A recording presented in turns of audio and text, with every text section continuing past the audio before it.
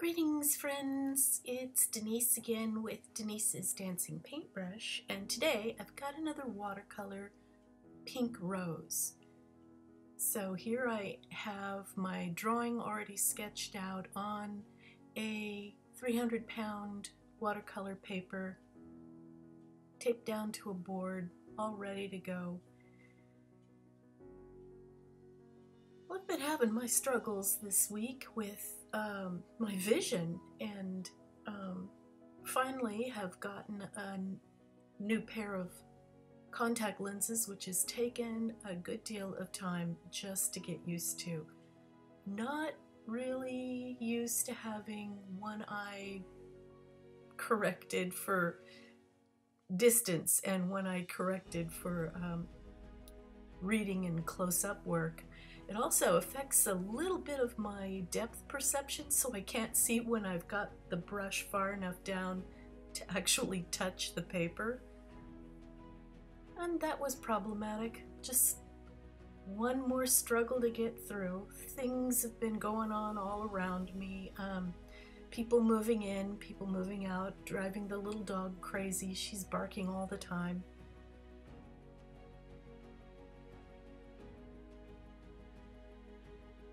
But we all go through these struggles, I guess. There's always something to keep you from your creative bent, I should think. And you've got to really have resolve to do it anyway.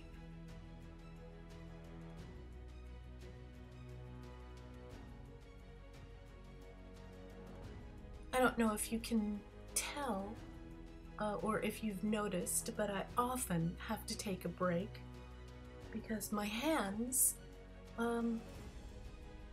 get numb and stop being responsive. I thought it was carpal tunnel, and my doctor tells me, no, it's arthritis. Isn't that lovely?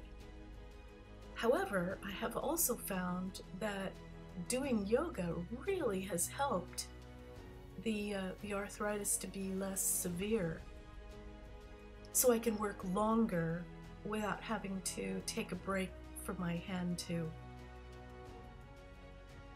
start feeling less numb, my fingers being more responsive. It's annoying.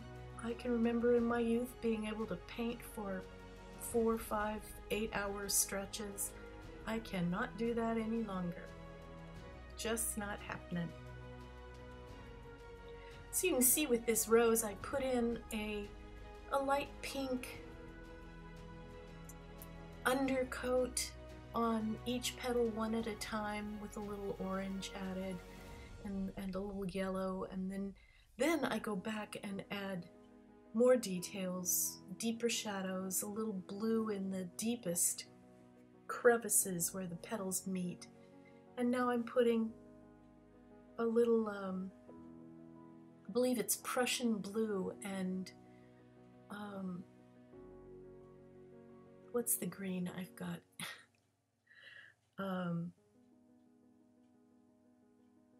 I think it's hooker green that I'm using, and a sap green.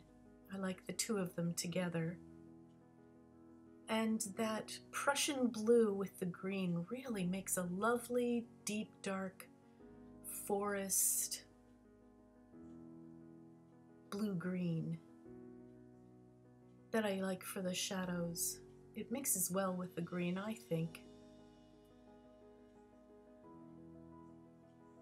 And I've got to be careful because I want to keep my white or light green veins. So I've got to paint in between the veins, one at a time.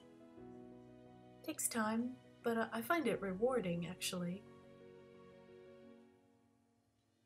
Then with all the light on these pale pink petals, I have to put a little bit of ultramarine blue just to give it depth and shadow, and after a while I decided I have really got to have another leaf down here to add contrast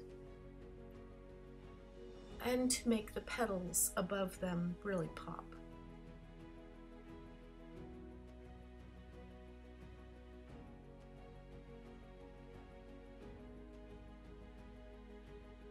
and I'm pulling off some of the color to give my leaves a little more of a light spot contrast. So I just use a wet brush, make it kind of semi-dry, thirsty, and it pulls up some of the paint.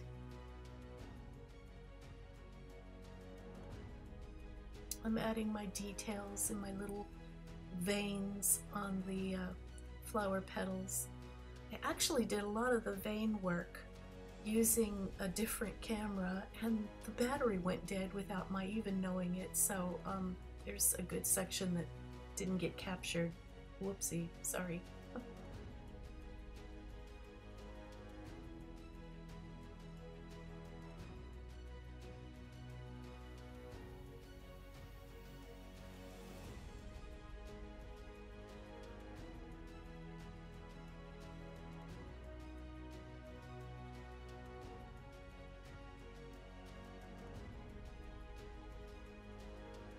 So I think all told I spent most of the week working on this particular piece, working half an hour to an hour at a time and then taking a break. Also, I decided to add some drips, some splatters, and I was splattering away as happy as you please, only to find that my camera couldn't capture it because I had splattered a big spot right on top of the camera lens. And here it is. I took a photo without the splatters and then a photo with the splatters. So you'll have to tell me, which one do you think is better? I think the splatters add a little bit of charm, but I also like without it. Thanks so much for taking the time to watch all this. And do subscribe and check out my links below. Bye now.